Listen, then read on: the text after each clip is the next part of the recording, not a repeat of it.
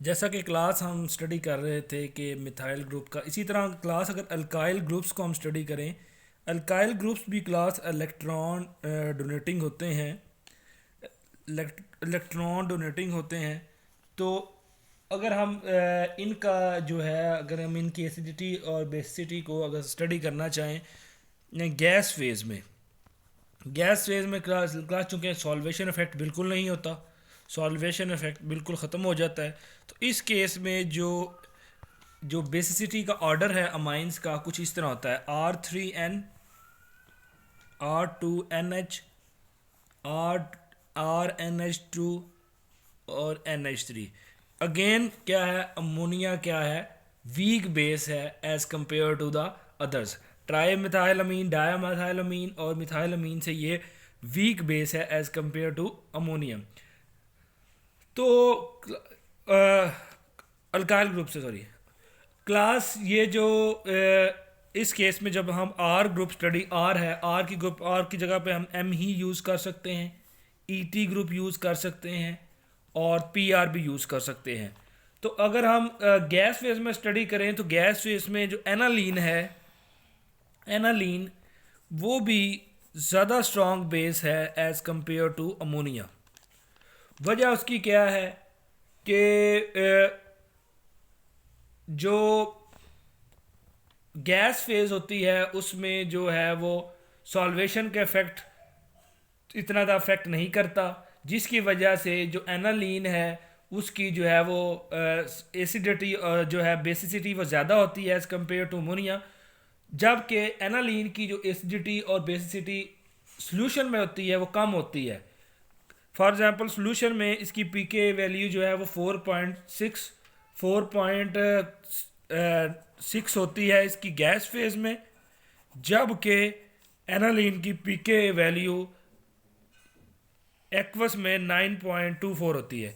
तो in case इसमें इसकी जो है वो एसिडिटी कम होती है, वजह सोल्यूशन में सॉल्वेशन इफेक्ट ज़्यादा होता है और उसमें रेजोनेंस और फील्ड इलेक्ट्रॉन डोनेटिंग इफेक्ट जो होता है वो कम होता है।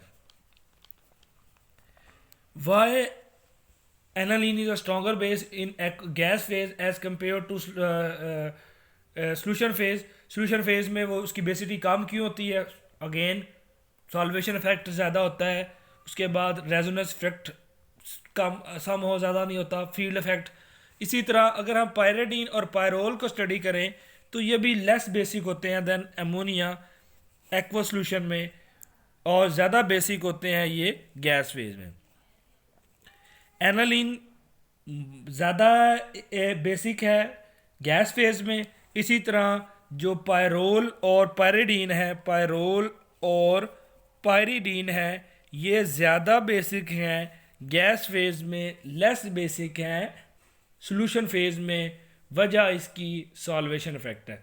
उसके बाद सॉल्वेंट जो होता है वो उसका जो हैमर्ड हमने इक्वेशन पढ़ी थी, उसका जो रिएक्शन कांस्टेंट होता है उस पे भी ये इफ़ेक्ट करता है, जिसकी वजह से एसिडिटी भी जो सब्स्टिट्यूटेड हमने पढ़ा था, दो सब्स्टिट्यूटेड बेंजोइक एसिड्स, उनकी जो एसिडिटी है उसको भी इफेक्ट करता है, जिसकी वजह से जो है उनकी एसिडिटी भी इफेक्ट होती है। सॉल्वेंट क्या आता है, ये जो हैमर्ड रिएक्शन का कांस्टेंट होता है इसको भी सिग्निफिकेंटली इन्फ्लुएंस करता है, जिसकी वजह से जो सब्स्टिट्यूटेड बेंजोइक एसिड होते हैं उनकी भी एसिडिटी इन्फ्लुएंस होती है। अगर हम क्लास लुईस एसिड्स को लें, लुईस एसिड्स, इनमें क्लास क्या होता है, जो प्रोटिक सॉल्वेंट्स हैं, प्रोटिक सॉल्वेंट्स हैं जैसा कि वाटर है और अल्कोहल्स है, ये भी रिएक्टिविटी को बहुत ज़्यादा इन्फ्लुएंस करते हैं, जिसकी वजह से सॉल्वेंट्स जो है वो रिएक्ट तो करते हैं और डिकम्पोज भी होते हैं वाया अल्टरनेटिव पाथवे। इसी तरह अगर हम सिंपल अल्कोहल्स जो है, सिंपल अल्कोहल्स, ये भी इनका अगर हम ऑर्डर देखें गैस फेज में एसिडिटी में तो कम्प्लीटली रिवर्स है। कैसे? सोल्यूशन में इनका ऑर्डर इस तरह है: H2O, MECH2OH, Me2CHOH, Me3CHOH, जबकि गैस फेज में यही ऑर्डर रिवर्स है, उसमें ये है Me3CHOH, Me2CHOH, MECH2OH, H2O।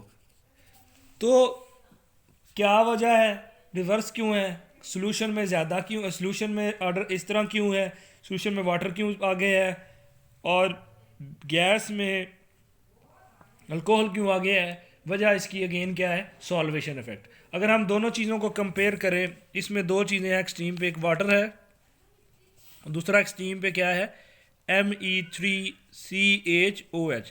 अगर हम इन दोनों को कंपैरिजन लें इनका, तो इनमें देखेंगे कि हम देखेंगे जो हाइड्रोक्साइल आयन है ये ज़्यादा सॉल्वेटेड है देन बाय वाटर।